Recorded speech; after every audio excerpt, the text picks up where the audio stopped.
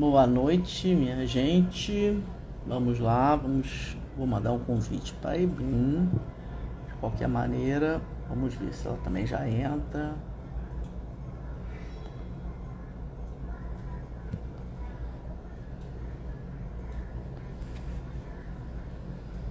Vamos ver quem vai entrar. Ajeitando meu cabelinho. Vamos esperar a professora Evelyn. Boa noite.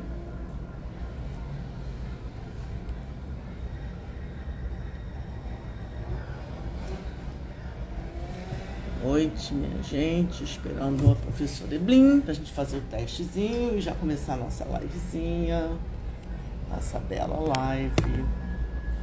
Já sim, tá melhor. Boa noite, Paula, Nina. Eu adoro capivara tedesco, gosto muito.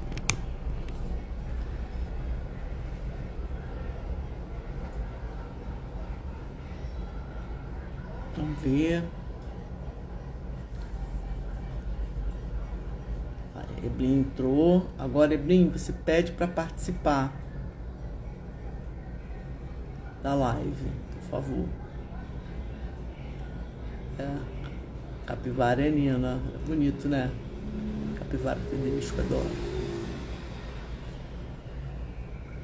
Achou aí o lugar? Se não achou, você fala. Peço até pra Nina te ajudar.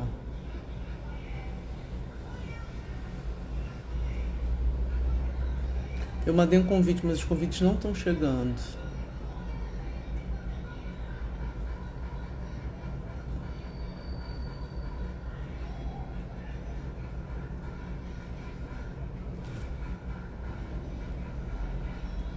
Tá conseguindo, Evelyn? Você tem que pedir para participar da live. Deve ser um dos botãozinhos aí de baixo. Onde fica, Nina?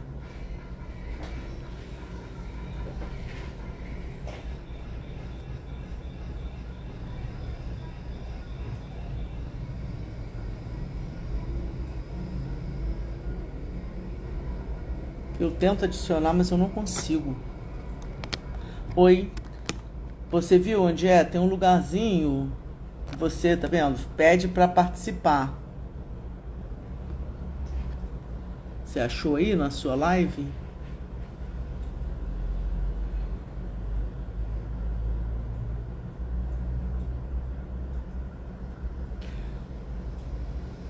Que o convite não tá indo. Então você tem que me pedir.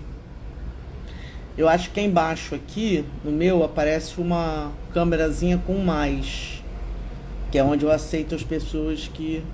Vamos achar. Povo, alguém que já participou de live, sabe onde fica aí essa... Onde a pessoa pede para participar?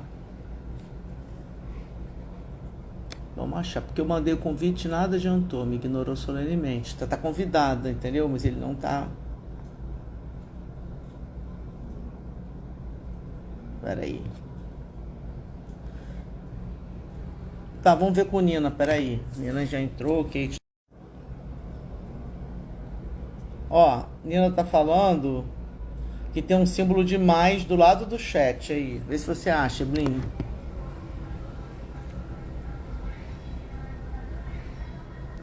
No mais. Eu acho que é uma câmera mesmo que pede pra entrar.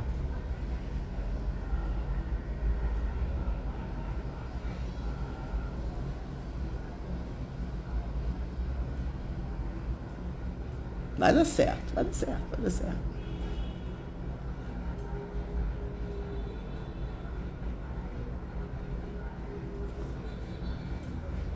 Boa noite, gente. Estamos aqui na luta das tecnologias, tentando descobrir como é que faz para entrar.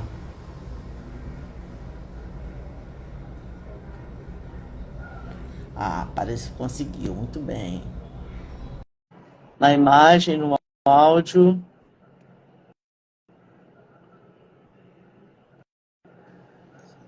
Entrou.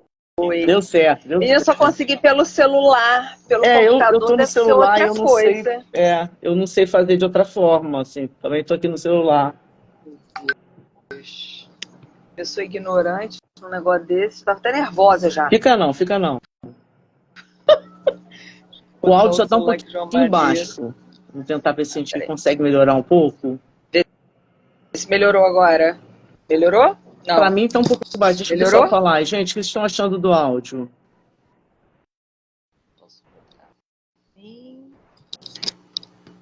Oi, pessoal. Tá baixo o áudio? O povo está lento para dar resposta. Será que eles estão escutando a gente? Estão escutando a gente, povo? Tá, o áudio, tudo ok, Gui? Tá bom para ouvir? Tá, ótimo. Então tá tudo jóia. Pronto, tudo maravilhoso. Tá, obrigada, gente. Tá, distorcer não tem muito jeito, distorce mesmo.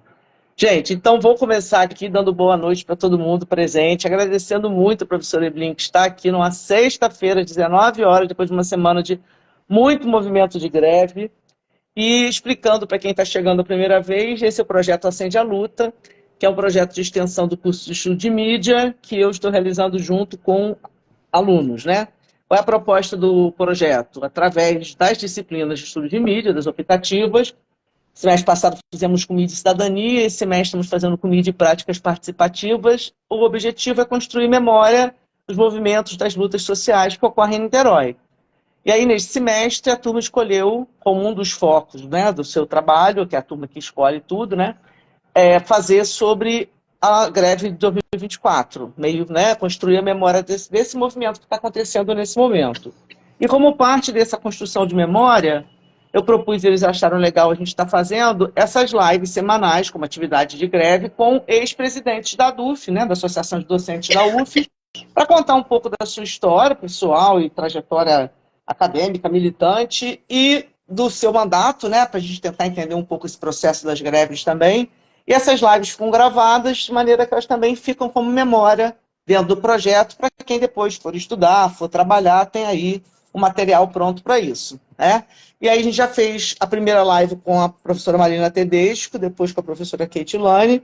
Escolhi começar com as duas porque eu queria já enfocar o período Bolsonaro, porque isso era uma coisa que andava me incomodando muito, né? Que era essa coisa de dizer que a gente não fez nenhum movimento, não houve movimento contra o governo Bolsonaro, então, né? E agora eu estou tentando recuperar de 2012 para cá. Então, né, minha ideia é fazer com você, Evelyn, essa semana que vem com o Gustavo, na outra semana com a Renata. Estou na sequência certa? Até chegar em Nina? Né? Está na sequência certa. Então, para a gente pegar um pouco de 2012, a greve de 2012, depois a greve de 2015, né?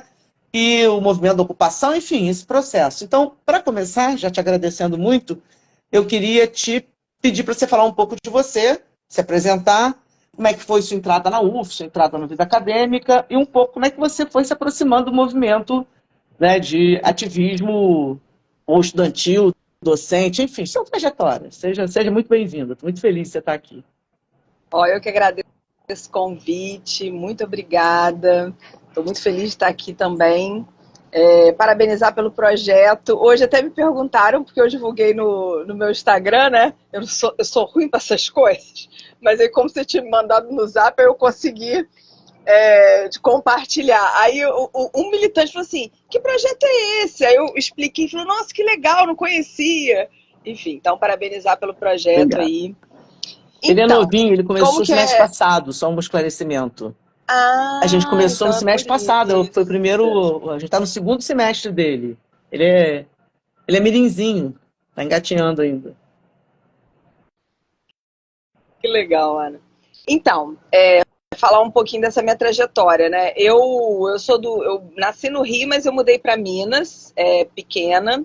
Então eu começo minha militância em Minas. Eu começo a militar com 14 anos. Eu vim da Igreja Católica, eu era da Teologia da Libertação, das SEBs. E aí eu falo que isso marcou a minha vida, né? Porque eu escolhi minha profissão por causa dessa militância que eu tinha e todas as outras militâncias da minha vida vieram por isso, né? Então eu vim para o Rio para fazer faculdade, vim para Niterói para fazer faculdade. Fiz serviço social na UF, hoje sou professora do departamento que eu me formei, né? Isso é muito legal para mim. E aqui eu tive diferentes militâncias. Quando eu vim para cá, continuei militando na igreja, depois militei em partido, movimento social, até chegar no movimento urbano, né, de favela, ainda no Rio, antes de ser professora. E a minha trajetória com retorno à universidade como professora também é interessante, porque eu nunca tive desejo de ser professora. Eu amo ser assistente social. E eu já era formada e trabalhava, já saí trabalhando da faculdade, só que eu trabalhava na favela, né, na favela da Maré, como assistente social, coordenando projeto, tenho mais de 20 anos de relação com a Maré, e eu tinha muito incômodo como a universidade via a favela, como a universidade tratava a favela. Eu falava assim, pô, esse pessoal fica lá da academia falando que é favela, eles nem botam o pé aqui, né? E aí eu decidi fazer mestrado para falar do trabalho do assistente social em escolas públicas, né? E aí fui pro mestrado, e do mestrado eu fui pro doutorado, e no doutorado é isso, vai te dando aquele comichão, né? Aí me falaram assim, tenta ser professora substituta da UFRJ. Aí eu tentei, passei. Aí foi meio assim, né? Foi uma coisa que não foi planejada, entrar na docência, mas aí eu fiz o concurso para a UF, passei para o campus de Rio das Ostras, em 2008, e eu me sindicalizei no primeiro mês, porque para mim não cabia estar trabalhando no lugar e que eu não fosse me organizar. Como eu tinha estudado aqui na UF, a DUF já era uma referência para mim, porque eu acompanhava quando eu era estudante do movimento estudantil, do diretório acadêmico do serviço social, as assembleias, né? Eu sempre brinco que hoje eu milito com pessoas que eu via falando na assembleia, como Juarez, Sônia Lúcio, né? A Kátia Lima, Marina Barbosa. Então, eu já tinha essa referência, né? E aí foi assim, aí eu me filiei logo no primeiro mês, e aí depois você se filia, né? A DUF te suga. Você está como professora na UF há quanto tempo? 16 anos vai fazer agora em agosto. 16 anos. Então, como professora, você já pegou a greve de 2008, certo? Só ruim de conta. 2008 eu estava entrando, eu peguei mesmo de 2012. Sim. A 2012 Em 2012 foi você estava na forte. presidência da DUF, não estava? Isso, estava na presidência. Mas, então me conta como é que foi, como é que daí você virou presidente da DUF, como foi fazer essa greve, que é uma greve que eu considero muito importante na nossa trajetória, eu queria muito abordá-la. Sim. Então, como que eu virei presidente da DUF? Eu era do campus de Rio das Ostras. E aí eu mal tinha entrado, mas como no serviço social as pessoas sabiam já que eu era militante, né? Logo me chamaram para compor a diretoria anterior. Mas eu era de um campus do interior, então eu tinha uma participação mais... E estava chegando, né? Também não tinha, óbvio que eu não tinha esse domínio, né? Então eu participei de uma forma muito menos protagonista na gestão anterior. E nesse processo eu fui me aproximando das pessoas, aí comecei a participar dos encontros do Anjo, do Congresso. E aí quando foi montar a chapa, eu estava sendo transferida para Niterói, eu vim para Niterói, eu queria vir para Niterói, tinha uma filha pequena na época, né? Fazia o doutorado, eu entrei, não era doutora na UF, então eu estava fazendo doutorado. E aí em 2012, na hora de montar a chapa, me chamaram para ser presidente, porque achavam que eu representava um pouco do novo, daquelas pessoas que estavam chegando, e eu também não era crua de tudo, porque eu tinha alguma experiência de militância anterior. E aí eu aceitei, né? E foi estranho, porque foi um momento, e essa foi faz parte da nossa história, né? Foi uma eleição que a gente, pela primeira vez, tem duas chapas no campo da esquerda, na DUF, né? Então, um grupo que estava já há muito tempo junto se divide, porque tem discordâncias políticas. Uhum. Então, a gente disputou entre nós, né? Pessoas conhecidas. Então, foi estranho. E aí, a minha chapa ganhou. Uhum. E aí, depois de um tempinho, começou a greve. Essa greve ela não só foi importante, como foi bonita, né? E eu estava acabando o meu doutorado, né? Eu defendi o meu doutorado na greve. Eu sempre falo que as pessoas mistificam, que a gente não pode fazer nada, né? E eu pedi autorização ao comando de greve, porque eu estava no meu prazo limite. E eu defendi. Eu lembro que eu botei minha tese na mão de um amigo, falei, imprime, bota o adesivo da greve, entrega para a banca que eu estou indo para Brasília, que eu tinha que ir para o Comando Nacional de Greve. Ai, Deus. E essa foi uma 2012, greve... Ela durou um tempo, foram 4 meses? 4 meses. 4 meses de greve. Eu queria que você falasse um pouco. Primeiro, eu quero falar uma confissão antes de você falar. Eu me sindicalizei por causa daquela greve, por causa de você. Eu nunca lhe contei isso. Eu ficava tão entusiasmada com você falando, o Guilherme falou ontem da sua fala ontem na Assembleia de ontem, eu ficava tão entusiasmada, eu falei, cara, eu gosto disso. Eu quero dizer que foi essa greve de 2012 e a sua fala que me fez sindicalizar. Mas voltando, fala um pouco Que dessa greve, porque ela legal. foi uma greve muito bonita, eu concordo com você, foi uma greve muito bonita e muito importante, eu acho, né? Tanto no que a gente ganhou, quanto no que a gente conseguiu não perder, né? Porque tem uma questão aí do que a gente conseguiu evitar de perder, né? É. É isso que, eu acho que esse é uma das coisas mais fundamentais do seu projeto, porque a memória, né? A gente vive um país que não tem memória, então as pessoas esquecem e às vezes ela só acha o seguinte: ah, a gente não ganhou nada. O que a gente não perde, como você falou, às vezes é mais importante do que a gente ganha, né? E eu lembro muito que em 2012 tinha uma questão que era muito central para nós, que era o debate do Reúne, né? Estava na expansão da universidade e tinham milhões de coisas em relação ao Reúne. A gente defendia a expansão da universidade pública, claro, mas a gente defendia essa expansão com qualidade. Queria que a expansão viesse junto com concurso público, para professor e para técnico, com estrutura e tudo mais. E chegou um momento, olha, eu lembro, eu falo assim, gente, como é que pode, né? Chegou um momento, eu lembro lá em Rio das Ostras, eu lembro exatamente dessa cena, que uma professora estava pedindo restribuição.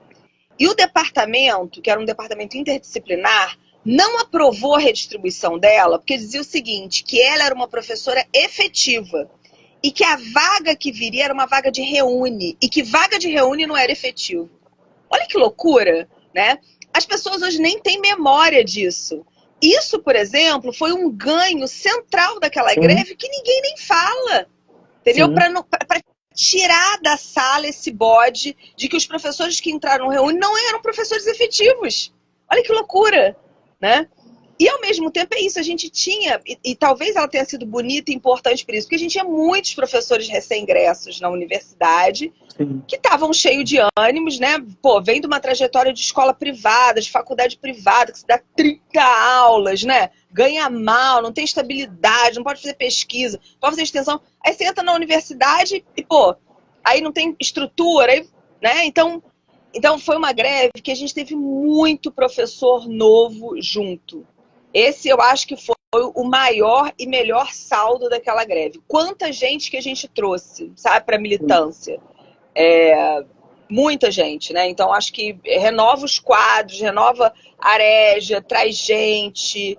E ela foi uma greve difícil, porque ela foi a primeira greve já com o PROIFES, né? Que é esse sindicato que o governo Lula criou, no primeiro. Criou não, apoiou a criação, né, no primeiro governo do Lula, para justamente um sindicato para poder fechar com ele quando o Andes não fechasse, né? Quando a Fazubra, quando o Sinasef não fechasse. Que foi o que aconteceu em 2012, depois de 2015, e que a gente certamente está perigando de acontecer agora em 2024 outra vez, Sim. né? Então, isso era uma tensão para a gente, né? A gente sabia que é isso, uma greve já era de 4 meses, a gente já estava ficando sem fôlego, o governo muito intransigente de negociar, não acolhendo as nossas pautas, e ele tinha com quem fechar um acordo, mesmo que essa entidade, essa coisa, não representasse a categoria de fato, né? Sim. Então ela foi uma greve difícil, mas muito mobilizada. Eu acho que, por exemplo, é muito diferente dessa greve de hoje. Aquela foi uma greve de rua, uma greve que a gente fazia muita atividade na rua, tinha ato, né? Era uma mobilização intensa. Hoje nós estamos com uma greve que ela é um pouco mais silenciosa na minha avaliação. Ela é mais para dentro da universidade. A gente ainda está disputando muito a universidade, né? Sim. Então, Nessa greve de 2012, você diria que as principais conquistas você entende as mais expressivas, né? Fora essas indiretas, né? Do que a gente, como você falou, né? Conseguir barrar um processo que levaria os professores do Reúne a não serem efetivos, enfim, né? Em termos de carreira, em termos de própria organização da universidade, funcionamento, o que você acha que você destacaria como as grandes conquistas dessa greve? ó, eu acho que tem uma coisa que é o seguinte, o governo, de alguma maneira, ele às vezes incorpora alguma das nossas pautas, né? Mas, como ele não incorpora uma boa parte delas, e ele insiste em deixar os aposentados por lá de fora, né? A gente é sempre levado, antes é sempre levado a não assinar os acordos. As Sim, bases sim, acabam falando, olha, não vale. sim, Só que sim, é importante que a gente identifique que algumas das coisas que ele coloca nas propostas, às vezes, são lutas nossas. sim. Por exemplo, a integração do professor titular na carreira, que, se eu não me engano, foi 2012, né? Não foi Foi 2012, 2015, foi 2012, foi 2012, não foi 2012. 2015. Então, essa é uma luta histórica do antes, porque antes de 2012, como era? A gente chegava no topo da carreira e depois a gente tinha que fazer um novo concurso público, praticamente, né? Para a gente chegar no titular. Então, a incorporação do titular na carreira, possibilitando hoje que todo mundo chegue a titular, todo mundo no sentido de que não há mais um quantitativo de vaga específico para ser titular, todo mundo que quiser pode ir progredindo para chegar a titular, isso para nós tem uma concepção importante de carreira. Com isso, eu não estou dizendo que nós defendamos as classes na nossa carreira. Né? Então, por exemplo, cada vez que o governo cria uma classe nova, ele achata quem já se aposentou. Sim, Então, ele achatou quando criou o associado, né? Achata o pessoal, o adjunto. E a maior sim, parte dos aposentados se aposentaram adjunto 4. Ele não sim, faz uma transposição. Então, isso é ruim. Mas, para a concepção de uma carreira que inicia e que todo mundo tem que ter o direito de chegar ao topo, né? sim, Colocar o titular para dentro na concepção de carreira foi importante. Eu diria que foi sim, muito sim, importante. A gente quebrou um pouco aquele negócio daquela casta daqueles professores, entendeu? Que sim, eram como sim, se eles fossem os pesquisadores, sim, a cátedra, é quase a ideia de cátedra, né? aham, E bota para dentro da carreira. sim, Eu acho que essa foi uma conquista importante para nós, uma sim, mudança sim. importante, né? Eu acho que você citou uma conquista muito importante, que é uma renovação da militância, né? Incorporação de quadros mais novos, pessoas que estavam chegando. Eu acho também, e isso criou, acho que uma consciência mais ou menos partilhada, né, em torno do que era a universidade pública. Assim, eu lembro que foi uma greve de muito aprendizado. E foi uma greve que teve a suspensão do calendário, não foi? Só para a gente também Teve. colocar isso em memória, já que isso é uma fala que as pessoas falam que nunca aconteceu. Seria bom até você contar um pouco isso. Isso foi muito interessante, né? Essa é uma grande diferença que a gente certamente vai ter que avaliar depois dessa greve. A greve de hoje é a primeira greve que a gente faz pós-pandemia. E é a primeira greve em que já se institucionalizou dentro da universidade algumas questões online. Em 2012, a gente tinha um conselho universitário presencial. Então, a gente foi para o conselho universitário, né? Foram Uhum. estudantes, técnicos, professores. E a possibilidade da gente fazer a pressão nos conselheiros e na reitoria foi fundamental. Então, em 2012, o Roberto Salles era o reitor, né? O conselho universitário indica ao CEPEX a suspensão do calendário. Então, o CEPEX suspende o calendário porque o Conselho Universitário acolhe a reivindicação dos docentes, né? É muito importante a gente falar dessa coisa da suspensão do calendário, porque a reitoria, inclusive, na audiência com ela, fala, não, vocês querem que a gente faça greve para vocês? Não, né? A gente falou, não, a gente faz greve pela gente mesmo, não precisa de vocês fazer greve pela gente, não. A suspensão do calendário, ela é central para os estudantes. Sim. Para nós, professores, nós vamos fazer greve com calendário, sem calendário, Como porque é repor de nosso qualquer direito. maneira, sim. Vamos repor, exatamente, a gente defende reposição, então nós vamos repor de qualquer maneira. Mas para o estudante é que é central. Por Sim, quê? Porque tem curso que tem professor que para e tem professor que não para. Aí o estudante fica vindo na universidade agora para ter uma disciplina e depois vai ter que. Então, é uma desorganização, né? Para o estudante é sim. muito ruim, ainda mais com estudantes empobrecidos, com pouca assistência estudantil, com a universidade funcionando com bandejão muito parcialmente. Então, é muito importante entender que a reivindicação da suspensão do calendário não é porque nós queremos decretar a greve de cima para baixo. Nunca precisamos do reitor para fazer isso, nem do CEPEX, e nem do governo federal. Isso é uma maneira de garantir aos estudantes melhores condições nesse momento, né, que é um momento particular que a universidade vive, que é o da greve, né? Sim. Eu vou passar por umas duas perguntas aqui. O Roberto perguntou se essa greve atual já estava pensada antes da pandemia. Se ela já vinha sendo... Não, não, Roberto, não estava. A gente pensa greve no momento em que a greve ela é um instrumento quando a gente não tem mais possibilidade de negociação, né? E aí a gente vai para a greve. Então a gente já está há 1 ano em mês de negociação com o governo federal e ele não respondeu às nossas expectativas, né? Não respondeu, na verdade, não estava respondendo a nada. Quando a gente começou com o movimento de greve, é que ele voltou a chamar para negociar, né? Então ela não estava a priori pensada antes da pandemia, em hipótese nenhuma. Ela foi construída agora, do final do ano passado para agora. E, Roberto, na live que eu fiz com a Marina e que eu fiz com a Kate, elas explicam os movimentos daquele período, que aí você tinha conjunturas que justificavam greves naquele período que acabaram não acontecendo, de 2020, por exemplo, em função da decretação mesmo da epidemia, né, e da necessidade do isolamento, enfim. O Pedro fez uma pergunta interessante aqui, ela falou, essa greve está dentro das universidades é mais silenciosa, ainda botou entre aspas, por conta de ser a primeira pós-pandemia, depende da sua opinião. Ou será que a atomização das pessoas e causas tem influência, né? Coisas para Então, pensar. Sei que não é uma coisa que tem resposta pronta, mas, enfim. Essa é uma das coisas que mais hoje estão me instigando a pensar essa greve, né? Agora a gente tem que fazer a greve e lutar por ela, né? Mas depois da greve eu quero muito parar, pensar, escrever Sim. sobre isso, porque essa é uma coisa que está me instigando muito. Eu acho que tem centralmente esse processo de atomização dos sujeitos, né?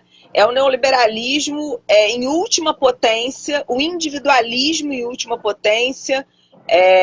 A pandemia acirrou isso. A gente aprendeu a trabalhar sozinho, né, e desaprendeu do coletivo. E a greve é um instrumento essencialmente coletivo, né? Então, eu acho que tem isso. Acho que também tem uma coisa da precarização da vida, né? A vida foi ficando precária, as pessoas com muitas demandas, adoecidas, né? A greve, ela exige, a greve é exigente, né? Eu brinco que eu trabalho mais na greve do que fora da greve. O pessoal que fala que faz greve porque eles acham que a gente não quer trabalhar, não é verdade, né? Muito pelo contrário. Então, acho que tem a ver com isso. Eu penso que nós não demos conta ainda dos efeitos da pandemia nas diferentes dimensões da nossa vida. A gente não deu conta disso, né? Por exemplo, eu supunha, eu não sei nem qual o Pedro, porque eu não enxergo aqui o chat, quem é que perguntou, mas falou Pedro, até lembrei do Pedro Rosa, que é dos técnicos, né? Não, é outro Pedro. Não, é outro Pedro. Quando começou a greve, eu supunha, por exemplo, que a greve dos técnicos não seria forte, porque seria a primeira greve deles em trabalho remoto, depois que já quase todas as universidades eles estão em trabalho remoto. E ao contrário, não é verdade, a greve deles está forte, ficou forte, muito mais rápida do que a nossa, né? Eles estão, isso assim, as pessoas estão notando, se bobear, estão notando mais agora do que antes, inclusive, a ausência dos técnicos na universidade. Tem todos os sistemas hoje online que são alguns exclusivos do que os técnicos mexem, né? Então, essa era uma avaliação que eu tinha antes, que eu nem falava, claro, né? Mas eu falava assim, essa greve deles não vai ser muito forte. Mas não, ao contrário, ela está forte, porque eles hoje, inclusive, dominam uma questão administrativa que não podem ser substituídos. O que é muito legal, porque para o poder de pressão da greve é fundamental. O que a gente está vendo o departamento fazer aí? Tem departamento em pós-graduação que simplesmente está falando assim, professor está em greve, pede o departamento um outro professor para substituir para continuar dando aula. Olha que absurdo. Você tira o direito para o professor fazer greve, né? Se você tira a disciplina dele.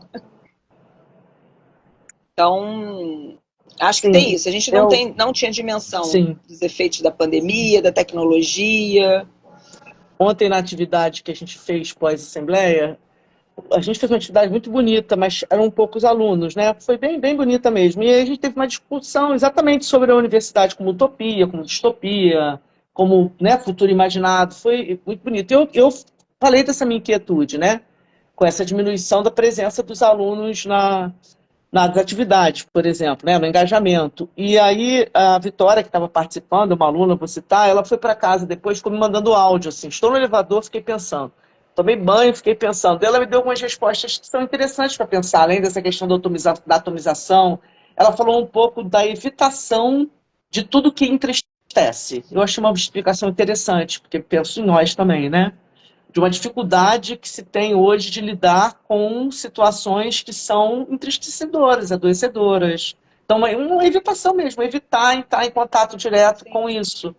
E outra coisa que ela falou também, que eu fiquei pensando muito, que é o cansaço mesmo que se está, né? Todo mundo trabalhando muito, o deslocamento é caro, né? Pensando até nas presenciais, porque e ela falou da pandemia, mas eu fiquei pensando muito nesse ponto que ela falou, sabe? De uma Sim. dificuldade de enfrentar o que entristece. A gente sabe hoje que a gente tem exatamente, uma juventude muito marcada pela ansiedade, muito marcada, né, pela medicamentalização, e aí eu até mudei o tom, mandei umas palavras, eu sempre mando no dia seguinte da Assembleia para as minhas turmas um informe de tudo. Hoje eu mandei mais amoroso, sabe? Eu estava mandando mais cobrando, sabe?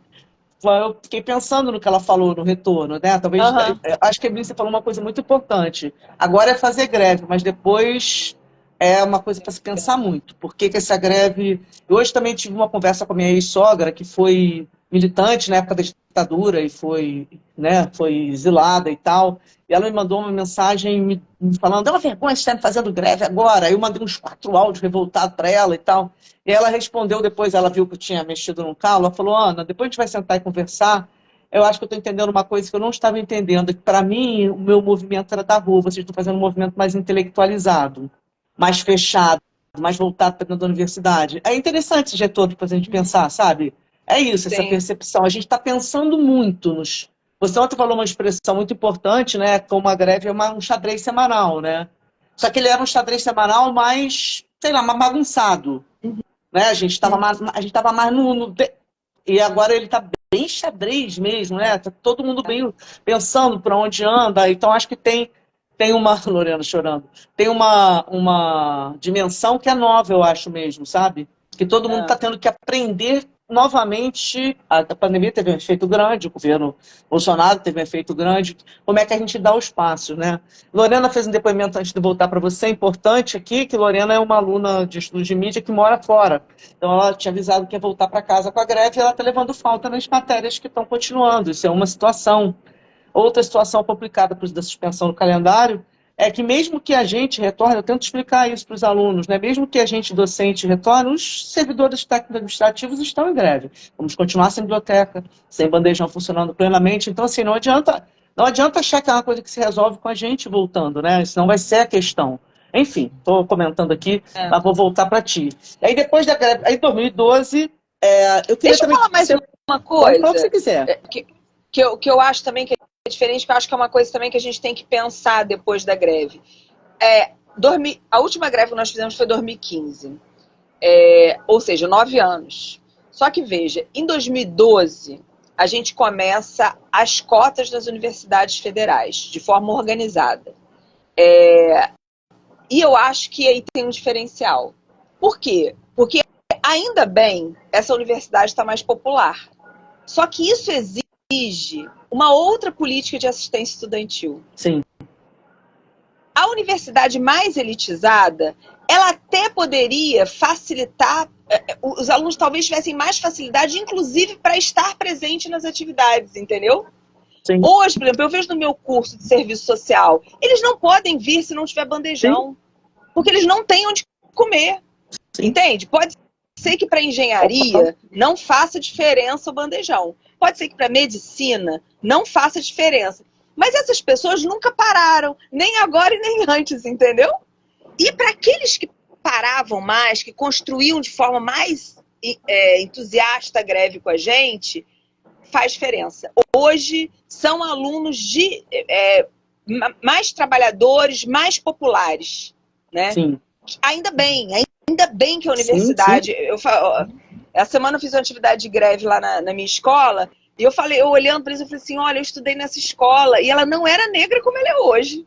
Não era. Eu sim, olho para vocês e falo assim: putz, que legal que essa universidade está enegrecendo, entendeu? sim, sim, Então, e eu acho que essa concordo. é uma dimensão que a gente também não tem muita dimensão, entendeu? Porque são aqueles efeitos que você, na vida, que você vai dando Acho conta, uma né? reflexão muito importante. Eu acho que era um pouco disso que a Vitória estava falando, dos áudios, né?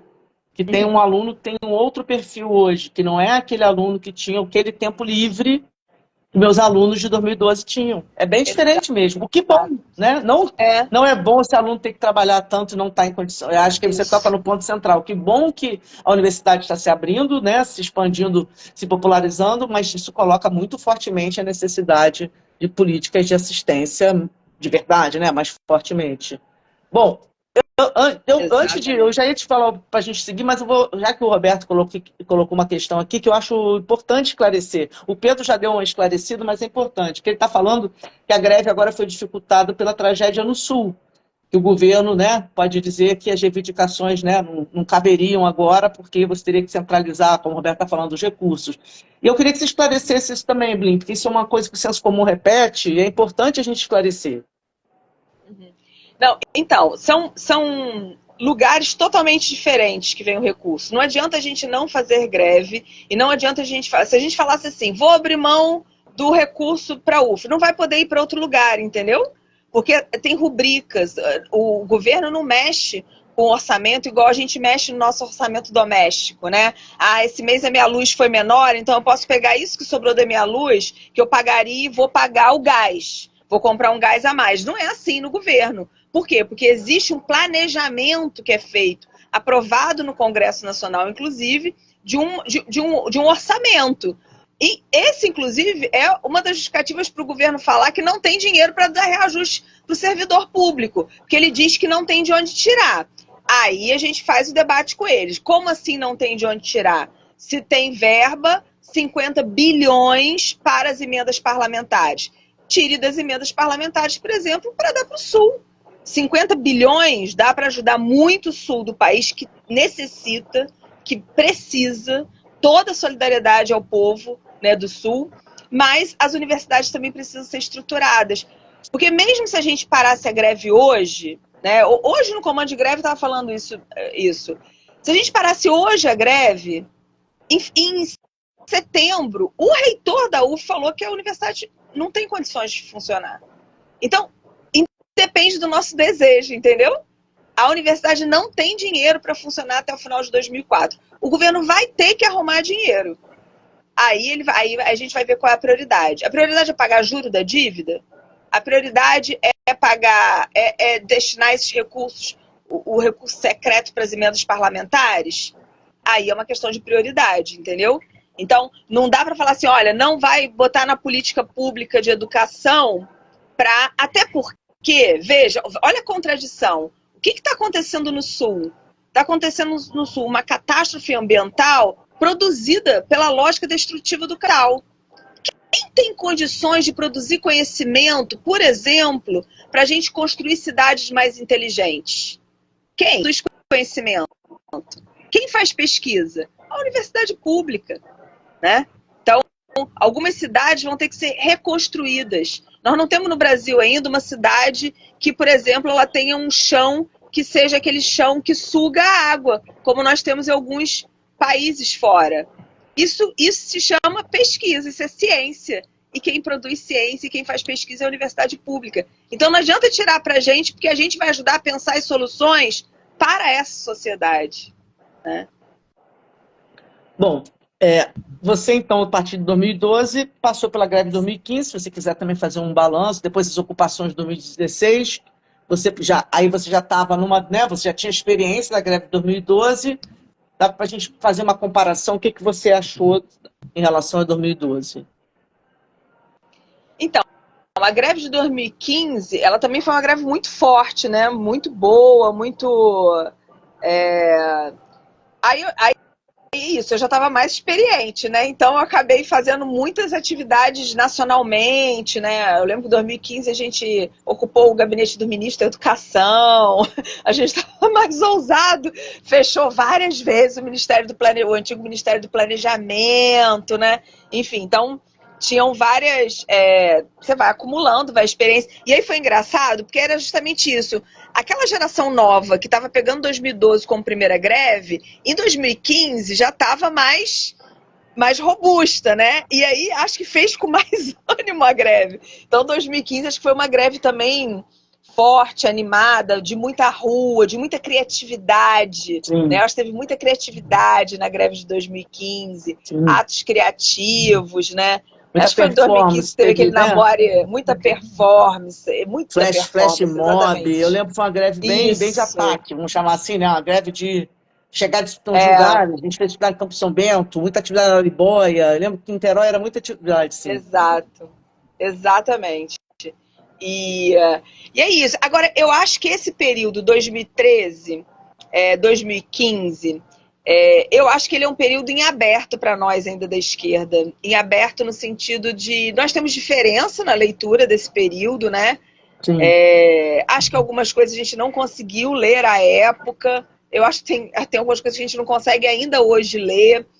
E acho que nós trabalhamos, talvez, uma parte de nós tenha trabalhado mal a reação que vem nas ruas em 2013, né? Achando que aquilo era só positivo. Eu não acho, como eu não vejo a vida de forma maniqueísta, eu não acho que é só bem e mal, né? Bom e ruim. sim. Eu acho que teve coisas boas, mas eu acho que ele teve uma captura central pela extrema direita, né?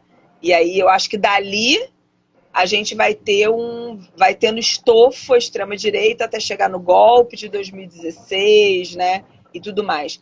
Mas acho que tem uma coisa que é muito importante a gente falar, porque eu acho que ela se relaciona muito com a greve de hoje. Muita gente, inclusive, justifica não entrar na greve de hoje, porque fala assim, não, mas a gente não pode bater, não pode fragilizar esse governo.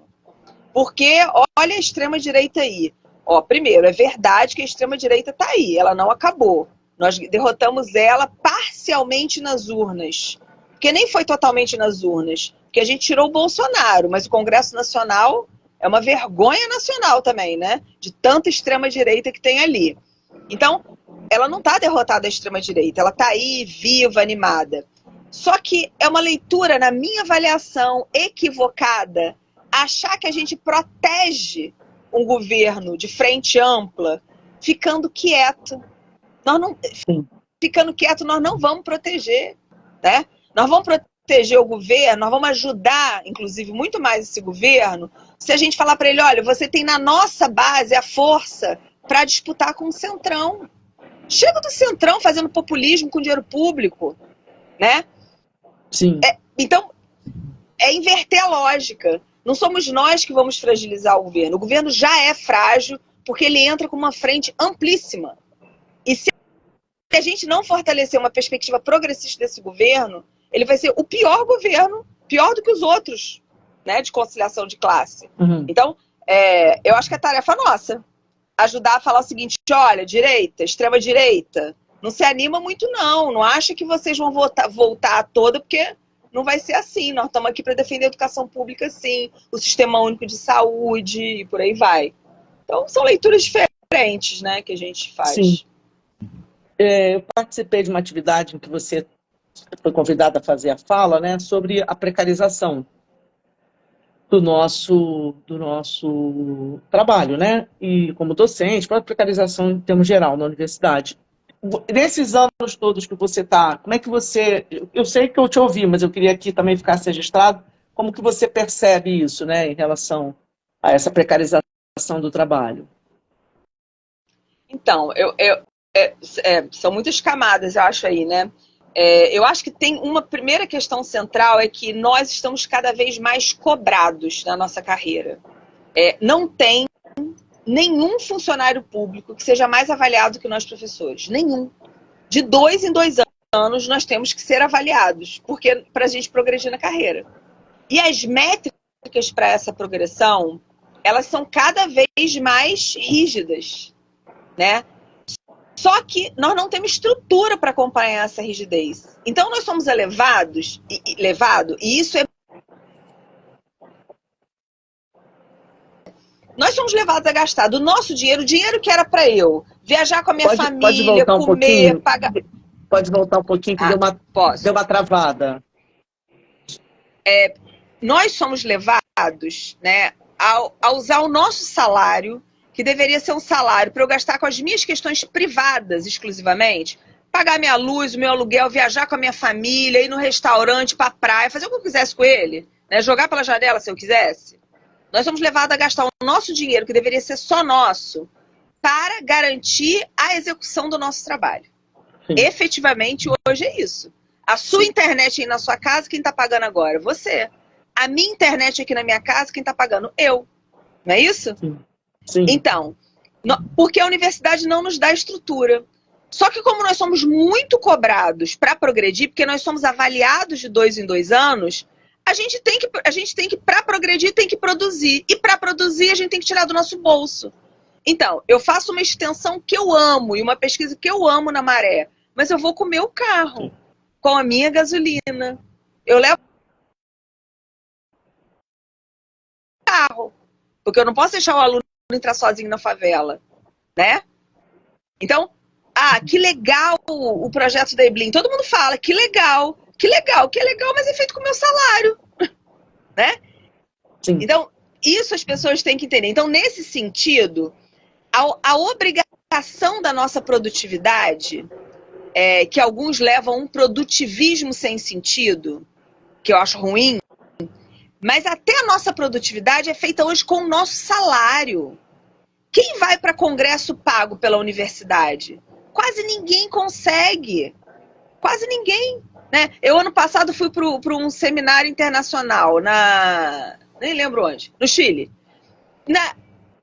O meu programa de pós-graduação ia me dar uma única diária, não ia pagar mais nada. A passagem fui eu que paguei, a hospedagem, tudo. Na véspera, a minha coordenadora falou assim, Blin, nenhuma diária vai dar para você. Gente, eu vou 100% com o meu dinheiro fora, porque, inclusive, o governo exige que tenha internacionalização, mas ele não garante. Como que internacionaliza? Eu tenho que pagar com o meu salário? Né? Então, isso as pessoas não sabem. Então, nesse sentido, eu acho que está mais precarizado. Muito mais precarizado. Pode ser que a estrutura física não esteja tão precarizada como antes, porque algumas coisas foram melhorando. Mas no cotidiano, a gente está muito mais apertado. Muito mais. Sim. Porque parte do nosso salário agora é para a gente cumprir as nossas tarefas laborais. Sim. Parte. Sim. Então, E eu acho que, como você tem, de uma forma geral, pensando inclusive nos funcionários técnicos administrativos, né? Uma diminuição do número de técnicos. Então, a gente até comentou isso, né? O trabalho excessivo que um coordenador de curso tem, porque como quase sempre só tem um secretário, se esse secretário adoece, tirando licença, precisa faltar, você fica sozinho, né? E acumulando sala de aula com coordenação, enfim. Eu acho, de certa maneira, e a burocratização também, né? A quantidade de relatório que a gente preenche, a quantidade de reunião que a gente tem que fazer. Eu acho que tem uma escalada da precarização em todos os sentidos, né? Eu acho que isso é forte, né? E nessa greve, de certa forma, isso fica revelado quando né, a gente começa a pensar as demandas em termos de orçamento. As demandas em termos de orçamento, elas não são só para resolver os problemas logísticos, né? Ter mais computador, ter mais prédio, ela também tem a ver com a possibilidade de você ter uma qualidade de trabalho melhor. Por exemplo, ter sala para orientar, você ter lugar que você possa, né, ter a internet, né? Isso também, de certa forma, está ligado à maneira como a gente vai trabalhar dentro da universidade, né? E para os próprios alunos, né? Porque, assim, tá pior para eles também. Porque se uma consequência positiva que nós temos é a popularização da universidade, a segunda tinha que ser a ampliação da assistência estudantil. Porque não tem como o filho do trabalhador ficar na universidade sem assistência estudantil. Sim. Aí você vê uma moradia estudantil que não dá conta, um bandejão, a UF tem bandejão aqui na sede. Os campos de fora de sede não tem restaurante universitário. Então, aí você vai vendo o nível de precarização, né? É engraçado porque a gente vai tendo a gente vai distorcendo a realidade, né? Há muito tempo eu não dava aula para o primeiro período, e esse semestre eu voltei a dar aula para o primeiro período. E aí, nas aulas que eu tive antes da greve, eu passei uma atividade para eles. E, assim, 98% da turma me entregou escrita à mão. E eu falei assim, uai, será que eles não têm computador? E aí eu comecei a fazer o levantamento, a maior parte da turma não tem acesso ao computador. Entende? Eles estão na universidade pública. Sim. Sabe? eu me choquei, porque como eu dava aula para os períodos mais avançados, e aí ao longo da universidade eles vão entendendo que não tem como viver sem computador, e aí vão dando jeito, isso sai Sim, da sua zona ali, né, do seu horizonte. Aí eu falei, caraca, é isso, entendeu? Então isso é a precarização. Só que aí, sim. por exemplo, a minha universidade tem laboratório? Não tem. A minha faculdade? Não tem. Então o aluno vai ter que fazer o trabalho aonde? Porque eu preciso ensinar eles, inclusive, a escrever nas normas da BNT, entendeu? E aí Sim, faço sim, como? Isso sim, à mão? Não tem sim. como. Há uma desproporção É muito foda. grande entre a cobrança do que a gente tem que gerar, né? E as condições dadas para isso ser. A Isabel está falando aqui, professora da UF também, que na computação tem aluno sem computador. Você viu, né? Como eu sempre falo, que no IACS, que é Instituto de Arte e Comunicação, não tem rede de internet funcionando coletivamente. E aí, realmente, né? Ó, esse negócio da rede de internet, eu vou falar um negócio pra vocês. Eu falei que eu fui no Chile, né? E eu fui nos Andes. Gente, nos Andes tem internet. Melhor do que dentro da minha casa. Você não vê um fio. Porra, como que a universidade não tem internet que presta, gente? Isso não é possível. Isso na Cordilheira dos Andes, no gelo, naquele lugar que não... tem internet boa. Ah, não, né? Não dá, A né? gente, Menos, né? é isso, a gente tinha pensado fazer essa live transmitida do IACS, com telão e tal, mas não sustenta. O 4G É isso. não dá, porque ali tem uma zona meio. O Graguatá é uma zona meio. O 4G não funciona muito bem, eu acho que é por causa da fortaleza ali perto, tem uma coisa que não faz pegar bem, tem alguma zona de proteção ali. E aí não tem. E os sistemas que a UF oferece não sustenta, não tem como. Então, isso é uma coisa. Estamos falando de precarização, né? É, Exato. durante muito tempo, o Bloco A não tinha água para dar descarga, né? Foram anos. Anos, que é um bloco construído pós-reúne. Melhorou, né? Mas você continua tendo, quando tem o problema do não pagamento da água, já que estamos falando de recursos, é um dos primeiros prédios que fecham, né?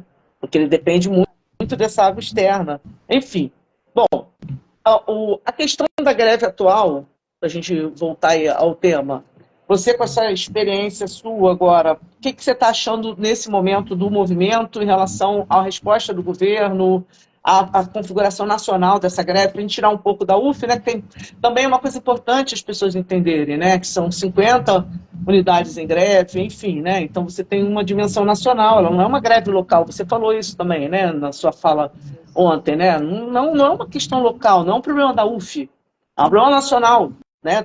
Então queria te ouvir um pouco sobre isso. Agora já são 53, porque ontem o Nilo entrou, hoje Mato Grosso entrou também, em greve, tem mais gente entrando. Então, ela é uma greve que começa desigual, eu acho que quase como todas as greves, né? Mas é uma greve forte na adesão, né? Imagina, quase a totalidade das universidades estão em greve, poucas não estão agora, né? Então, mais de 50 em greve é um número muito expressivo, né? Nós somos 60 e poucas universidades, então acho que nós estamos num quadro muito bom. Penso que nós estamos vivendo uma greve, como eu falei, que ela é um pouco mais silenciosa, mais para dentro, porque nós estamos travando essa disputa, né, internamente, Sim. por diferentes motivos. Acho que o governo quer nos tirar da greve de qualquer maneira. Nunca em greve nenhuma, em um mês de greve, nós fizemos um mês de greve dia 15 agora, né, o Andes. O Andes entrou no dia 15 de abril, dia 15 de maio, que fez um mês de greve.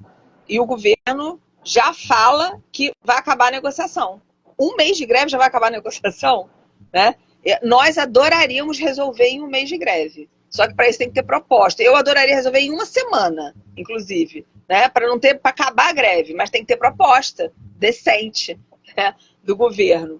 Então, acho que agora a gente vai entrar num momento que é aquele momento delicado, né? Daquele jogo de xadrez mais duro.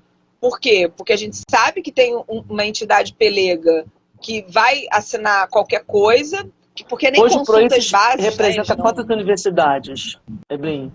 Universidade mesmo, eles representam umas 7, talvez, ó. Entendi. Bahia, Rio Grande do Norte, Goiás, Santa Catarina, tem na Federal do Rio Grande do Sul tem o Andes e tem eles. Deve ter umas 7 universidades. Assim. Entendi. E o Andes tem... Parecer para os alunos também. E o Andes hoje representa... tem todas as outras.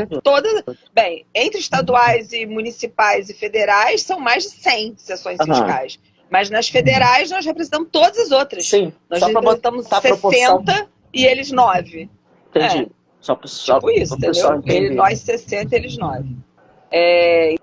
Então, é muito ruim. Então, a gente tem isso, né? Tem essa coisa no cangote.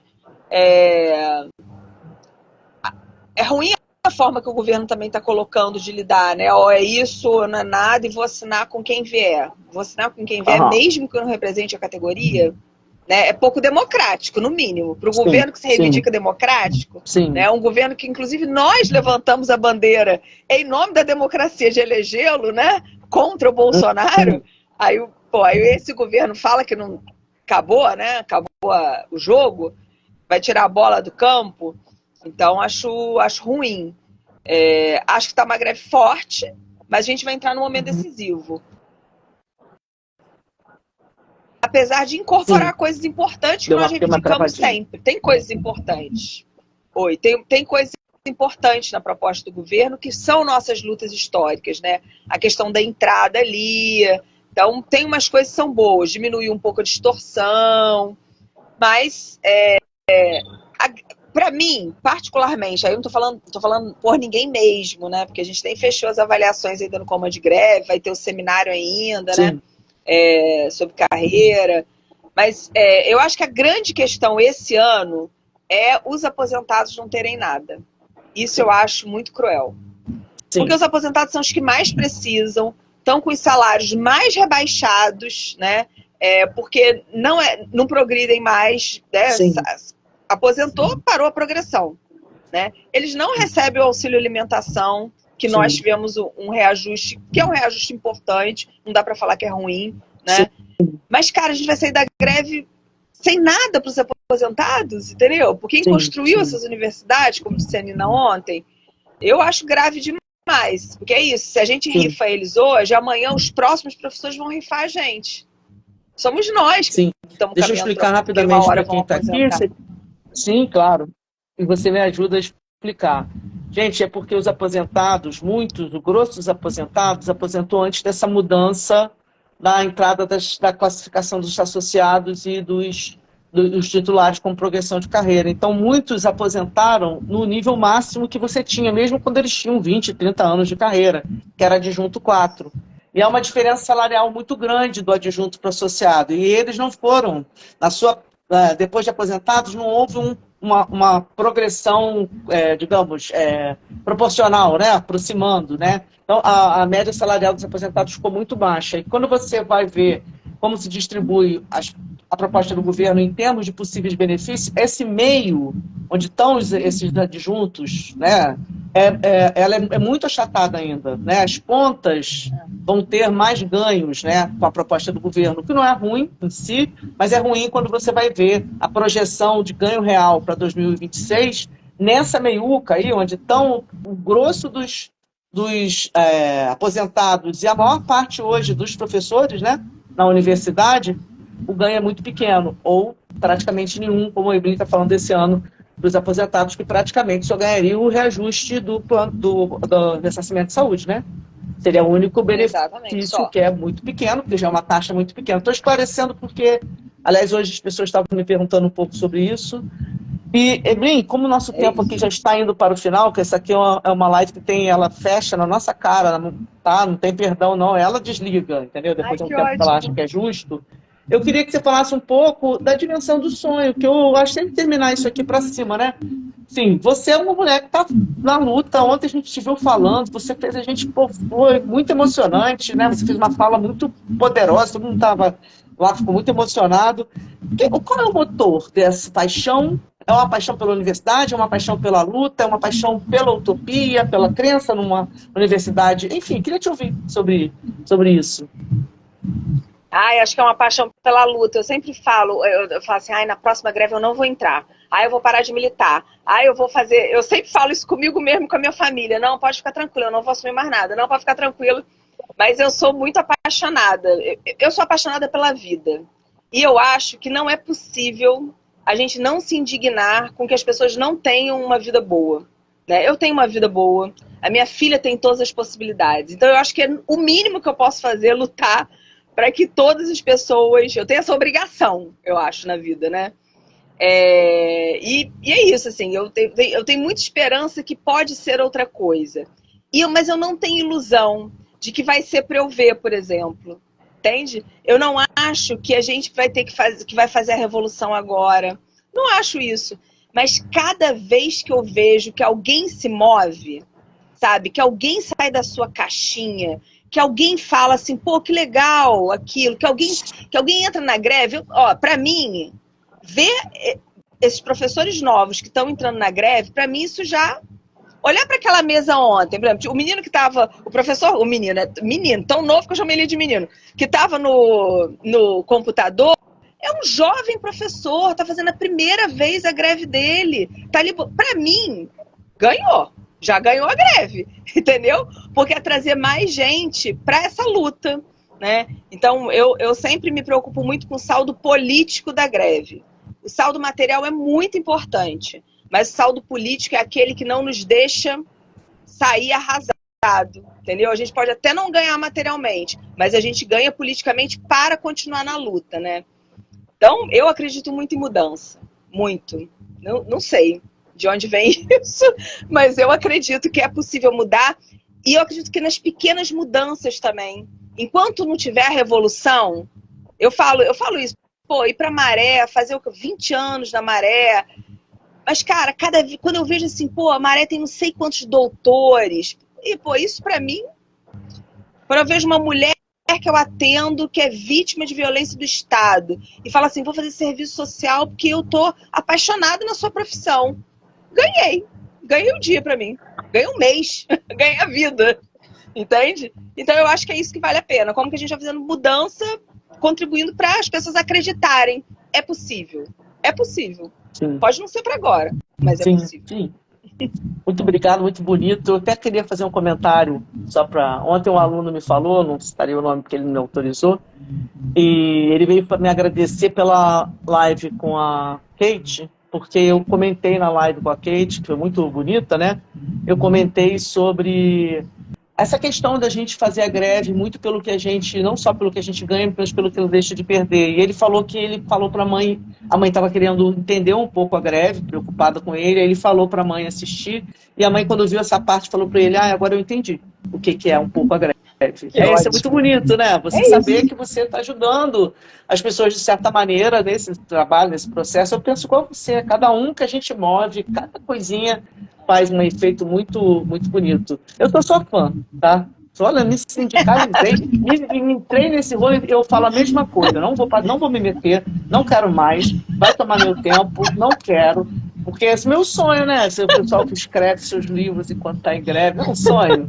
É um sonho, mas não é a nossa vida, né? Exatamente. Então, assim, é isso. Não é. Mas super obrigado. Obrigada a todo mundo que tá aqui. Obrigada por essa sexta-feira, foi lindo, sabe? Mais um registro muito bonito. Acho que a gente está ajudando muito a não só construir a memória, mas esclarecer mesmo como é que se constrói uma greve como processo, né? Não só como meses que a gente para, mas como luta histórica, como processo coletivo, tá? Super obrigada. Gente, obrigada. Alguém muito tem mais alguma coisa para você, Ana. Eu fico feliz. Parabéns aí pelo trabalho. Isso aí tá bonito aqui, todo mundo falando coisas bonitas aqui. Obrigada também. Sumiu aqui, meu Deus, peraí, voltou. Eu também sou todo enrolado com essa tecnologia. Eu sou de mídia, triste, cara. Eu apanho aqui. Ó, inferno. Olha, gente, semana que vem é com o professor Gustavo. Ainda não só fechamos, mas provavelmente terça-feira, 19 horas, tá? Porque quinta a gente tem assembleia de novo, então para não ficar imprensado, provavelmente na terça, tá bom? Tá? Evelyn, bom final de semana, gente. Muito obrigada. Beijo, gente. Bom final de semana. Obrigada, Ana. Obrigada tchau, a você. tchau. Tchau, tchau.